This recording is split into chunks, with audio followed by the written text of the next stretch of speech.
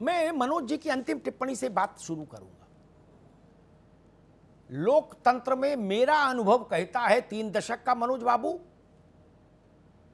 कुछ चुनाव जीत लेना, कुछ चुनाव हार जाना इस बात का प्रमाण नहीं कि जनता आपके फैसलों से पूरी तरह सहमत है या असहमत है। चुनाव जीतने के 100 कारण, हारने के 100 कारण। कभी बैठिएगा तो हम लोग उस पर चर्चा कर लेंगे। उतना अंदाजा हमको भी हो गया चुनाव के खेल का। Election is a management, election is a art. Rajasthan में क्यों हारे हमको पता है, हमको पता है क्यों हारे हैं। कांग्रेस के 8 मंत्रियों ने अपने घर के नौकर चाकर तक को टिकट दिला दी। हार नहीं था ससुर, करना धरना कुछ नहीं। वहां कोई किसान बिल पे नहीं जीते हो महाराज, हमको ना बताओ कहां कैसी बात कर रहे हो। अशोक जी से मेरी बात हुई थी, छोड़ो उस बातों को। खैर अब बात करते हैं नाहिद की और रोहित अग्रवाल। इन लोगों ने, नाहिद व्यक्ति नहीं, इन्होंने एक बात उठाई कुछ। हाँ, ओंकार भाई ने भी उसमें एक उदाहरण दे दिया, मुरारजी वाला। ये सत्ता का सामान्य चरित्र समझ लीजिए। उदाहरण देके कह दूंगा बात। उदाहरण बहुत तेजी से जनता के हृदय तक जाता है। नाहिद जी, आपकी सरकार थी, एक मंत्री ने जघन्य काम कर दिया, प्रदेश भर में, देश भर में थू थू हुई। मैंने कहा इसको हटा दो। बोले हाँ कर तो गलत दिया लेकिन हटाएंगे नहीं, कर तो गलत दिया लेकिन हटाएंगे नहीं। क्यों? उसके जिले में जाति का गणित गड़बड़ा जाएगा। आप कभी टेलीफोन करिएगा तो नाम भी बता देंगे। है, सत्ता की जिद ऐसी ही होती है। जानते हैं गलत है लेकिन नहीं मानेंगे। ओंकार भाई ने कहा मुरारजी वाला दृष्टांत, हां सच बात है, ऐसा हुआ था। पूरे देश के पढ़े लिखे संभ्रांत लोगों ने, जिसमें जजेस थे, साहित्यकार थे और बड़े लोग थे लोक जीवन के, उन्होंने इंदिरा गांधी से कहा कि आप जिस पिता की बेटी हैं, जिसके लिए कभी मुझसे अटल बिहारी वाजपेयी ने कहा था व्यक्तिगत बातचीत में कि नेहरू एकमात्र ऐसे नेता हैं कांग्रेस में जो मन से लोकतंत्रवादी थे, उनके ऊपर थोपा नहीं गया, वो मन से डेमोक्रेट थे। उनकी बिटिया बोले मान जाओ ऐसा कदम उठा, नहीं मानी, बोले ना सबको जेल भेजो। जयप्रकाश ने चिट्ठी लिखी, उनसे बड़ा कोई संत हुआ गांधी के बाद, बोले नहीं इस बुड्ढे को भी जेल भेजो, ये भी बवाली है। बोले सीआईए का एजेंट है। क्या भाई, वो लोग की मान्यता थी नहीं ना, ये सत्ता का दंभ होता है। बोले मेरे ठेंगे पे नहीं मानेंगे। अच्छा जी, नहीं मानेंगे। अब रोहित बाबू को भी एक उदाहरण दे दूं, इनको भी उदाहरण जानना तो बहुत जरूरी है। नरसिंह राव की सरकार के समय आपकी पार्टी ने कई खेल किए, कभी इधर कभी उधर। है, लखनऊ एयरपोर्ट का नाम बदल गया रातों रात, समझिएगा। एक थी भली नेता, मैं नाम नहीं लूंगा, ओंकार नाथ सिंह कांग्रेस के, उनको पता होना चाहिए, नहीं हो तो पता कर लेंगे। उनको शर्त में जेट सिक्योरिटी मिल गई 3 घंटे में। कितने में? 3 घंटे में जेट सिक्योरिटी उनके घर सीआरपीएफ पहुंच के तंबू लगा दी। क्या इतनी सब डील होने के बाद बोले हाँ जी सपोर्ट करेंगे। 2 घंटे बाद टीवी पे देखा कि वे विरोधी पक्ष के साथ फोटो खिंचा रहे थे, ऐसे करके विक्ट्री। क्या जनता ने तो नहीं कहा था ऐसा करो, चुन के किसी काम के लिए आए, किया कुछ, जनता ने कहा था। वो भी दंभ है जी।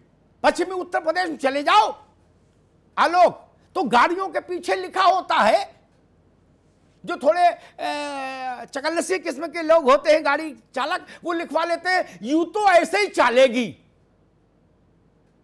कि अपनी जान खुद बचाओ, यूं तो ऐसे ही चालेगी। कौन नहीं चला यूं तो ऐसे चालेगी के अंदाज में? इसलिए अकेले अकेले ज्ञान नहीं दो भाई किसी को। ऐसा मत कहो कि नहीं ना हम लोग तो बिल्कुल गौतम बुद्ध थे। सरकारों का काम करने का तरीका एक ही रहा है। व्यक्तियों से थोड़ा बहुत फर्क पड़ा, बहुत फर्क नहीं पड़ता। सरकारें सरकारों के हिसाब से चलती भाई साहब। नहीं तो गांव वाले से जाके पूछ लो, 80 साल के आदमी से पूछ लो कि भाई साहब तुमने चाचा इतनी सरकारें देखी, कुछ अंतर, वो बता देगा।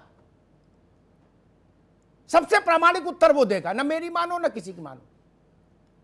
मैं फिर कहूंगा जी, ये लोकतंत्र का तकाजा है, ये भारत के मन का तकाजा है, ये देश की आत्मा की पुकार है। ये टकराव रोका जाना चाहिए। ये टकराव नहीं होना चाहिए भूमिपुत्र के साथ। ये हमारी आप सबकी जिम्मेदारी है कि किसी को रेल की पटरी पर नहीं जाना पड़े। बहुत विचित्र परिस्थिति पैदा हो जाएगी। मैं ये भी नहीं कह रहा कि इस निर्णय से आप चुनाव हारेंगे कि जीतेंगे, वो आपका भाग्य है। मैं उस बहस में नहीं पड़ता। चुनाव हारना जीतना भारत से बड़ा नहीं हो सकता। सैकड़ों चुनाव आएंगे, सैकड़ों जाएंगे। 5000 वर्ष का भारत है, 5000 वर्ष का। 2600 साल पहले तो बुद्ध हुए थे यहां। आज का भारत है क्या? राजनीति की उम्र कितनी? 5000 वर्ष के भारत में भारत के राजनीतिक दलों की उम्र देखिए तो गर्भ में पड़े हुए भ्रूण के बराबर भी नहीं है। और आप लोग समझते हो कि हम ही देश के मालिक मुख्तार और वो है, हम ही, हमारी ही कलम से देश का भविष्य लिखा जाएगा। नहीं, ये 150 करोड़ लोगों का सामूहिक पराक्रम और पुरुषार्थ है जिसने भारत को भारत बनाया है। और फिर मैं पहली बात को अंत में छोड़ के जाता हूं। लॉर्ड मेयर के अध्यक्ष के पहल पर जो कमेटी अंग्रेजों ने बनाई थी, जिसमें डलहौजी भी थे, उस कमेटी ने मनोज बाबू लिखा था कि अनुभव और ज्ञान के मामले में भारत का किसान दुनिया में सबसे श्रेष्ठ है। हम उसको क्या मानकर चल रहे? ये कृषि भवन में बैठे बाबू ज्यादा समझदार है क्या? वो हवा देख के बता देता था कि पानी बरसेगा, बादल देख के बता देता था। ऐसे ऐसे लोग मैंने देखे अपने जीवन में। लाठी ठक ठक करके चलते थे, जहां लाठी पे कुछ साउंड उनको अलग सी आती थी, कहते थे यहां खोदो, यहां पानी है। इसलिए अंग्रेजों ने लिखा था। उनकी बात मैं ही नहीं कहता अंग्रेज सब अच्छा कर गए या सब खराब कर गए, कुछ ठीक कर गए, कुछ खराब कर गए, लेकिन मूल विषय वो था कि वो भारत की आत्मा से जेल नहीं करते थे। इसलिए हमने लड़ाई लड़ी और उनको विदा किया। हमने अपना शासन लाए। अपने शासन में ये परिस्थिति नहीं आनी चाहिए। और फिर विनम्रता से कहूंगा, लोक और तंत्र में संघर्ष हो जाए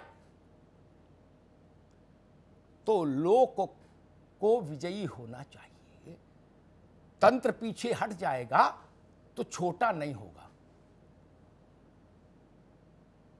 जो न मानियो ब्रह्म, हम मानते हैं, चलो किसानों ने ब्रह्मास्त्र चला दिया। मनोज बाबू, एक भावुक अपील करके जाता हूं, क्या जो हम मानते हैं, चलो आलोक वर्मा के साथियों ने ब्रह्मास्त्र चला दिया, और आप भी जिद पर, तो मैं अनुरोध करूंगा, तुलसीदास ने लिखा कि जो न मानियो ब्रह्मसर तो महिमा मिटे अपार।